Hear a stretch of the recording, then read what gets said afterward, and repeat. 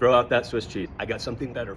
The stretchy quilt theory. One of the most popular models for talking about how accidents happen is called the Swiss cheese theory. There are these layers of the organization, no layer is perfect, so these little gaps in the layers, and when an accident happens, it's not just because something bad happened here, it's because the problem was able to make it through all these different layers. It's a very simplified, quickie version of the Swiss cheese model. And it's called Swiss cheese because when you have these layers lined up and they have these different holes in them, it looks like Swiss cheese. You get the idea. Now I'd like to share with you what I saw investigating large, complex firefighter close calls and accidents. Problems in the layers of the organization were not necessarily there prior to the incident.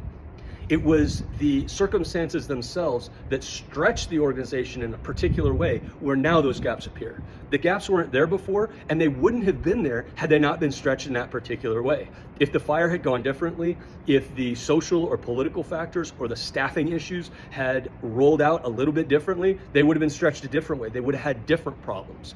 And so the idea here is, rather than thinking that there are layers of Swiss cheese that have gaps in them, rather than thinking like that, there are these stretchy pieces of fabric that if you look at it when everything's fine, you don't see major problems. It's fine, coherent, it has integrity, it's intact. But when the system gets stretched, that's where you start to see the gaps and the holes in the system.